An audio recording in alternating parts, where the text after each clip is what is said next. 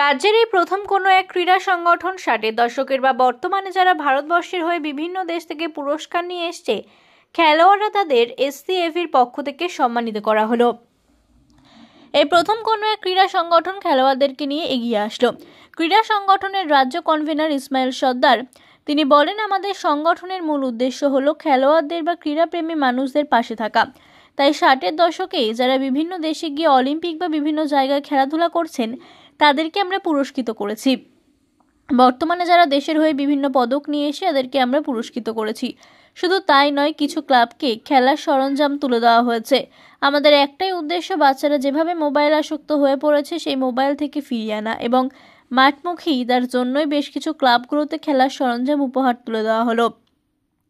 আগামী দিনে আরও বেশ কিছু ক্লাবকে খেলার সরঞ্জাম তুলে দেওয়া হবে। 80-র ওপরে বয়স এরকম খেলোয়াড়দের 17 জনকে পুরস্কৃত করা হয়। দেশের হয়ে আন্তর্জাতিক মিটে যারা বিভিন্ন দেশ থেকে পদক নিয়ে এসেছিল এরকম অ্যাথলেটিক বা খেলোয়াড়দেরকে পুরস্কৃত করা হয়। 23টা ক্লাবকে খেলার সরঞ্জাম দেওয়া হয়। 80-র ওপরে বেশ কিছু খেলোয়াড় যাদের বয়স 80 পেরিয়ে তাদের সংবর্ধনা দেওয়া হয়। মনোরঞ্জন পোড়েল, সুব্রত পান, অমরেন্দ্রনাথ সোম আরও অনেকেই। এদিনের অনুষ্ঠানে উপস্থিত ছিলেন এসসিএফির রাজ্য সম্পাদক স্বপন রায়, সভাপতি তপন দাশগুপ্ত, রাজ্য কনভেনর ইসমাইল সর্দার, ওয়ার্কিং প্রেসিডেন্ট পরিমল দেবনাথ সহ ক্লাবের সমস্ত সদস্য এখানে উপস্থিত ছিলেন। আমাদের এসিএবি এমন একটা সংগঠন, সারা ভারতবর্ষের বুকে এরকম সংগঠন আমি মনে করি নেই।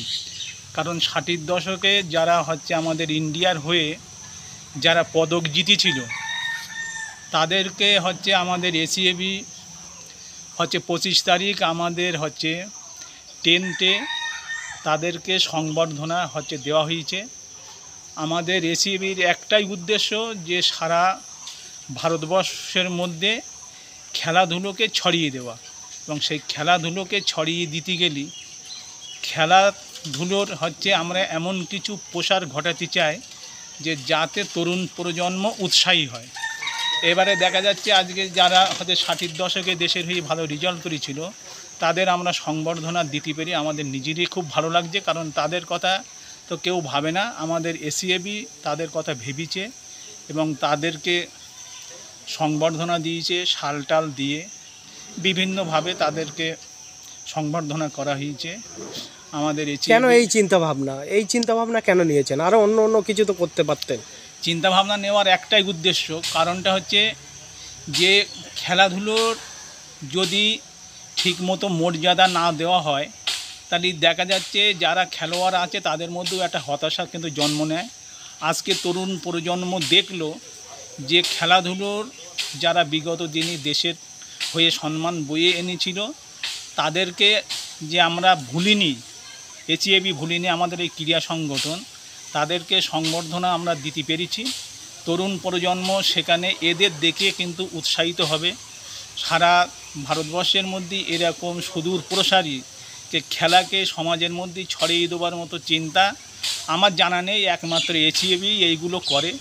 এসিএবি শুধু এদিন সংবর্ধনা ছাড়াও 23টা ক্লাবকে পুরস্কৃত খেলার ইনস্ট্রুমেন্ট দিয়েছে যাতে ছেলেমেয়েরা ভালো করে প্র্যাকটিস করতে পারে, তাদেরকে সেই জন্য খেলার সরঞ্জাম দেওয়া। যেখানে রাজ্যের বা দেশের সরকারকে ভাবা উচিত যারা পুরনো খেলোয়াড় বা অ্যাথলেটিক তাদের পাশে দাঁড়ানো, সেখানে একটা সংগঠন এসে পাশে দাঁড়াচ্ছে সেই সমস্ত খেলোয়াড়দের। কি আমাদের এসিএবি আমাদের দেশের মধ্যে অন্যতম ক্রীড়া সংগঠন।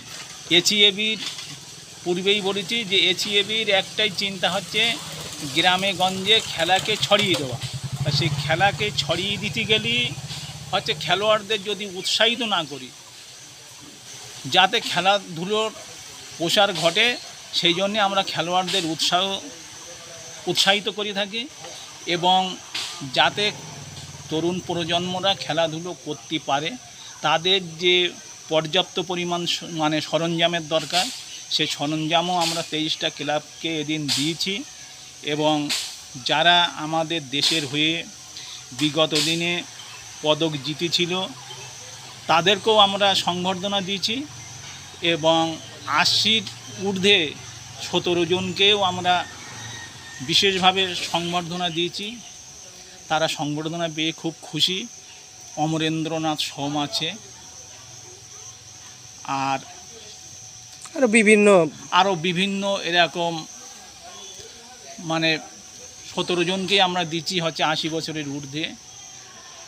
তারপর আগামী দিনে আরও কি কি পরিকল্পনা আছে আপনাদের? আগামী দিন পরিকল্পনা আছে যে তরুণ প্রজন্ম যাতে মোবাইল মুখের থেকে বেরিয়ে আসতে পারে, সেই জন্যই ছেলেমেয়েদের খেলামুখী করার জন্যে আমাদের পরিকল্পনা আছে যে গ্রামগঞ্জে বিভিন্ন মিট করব।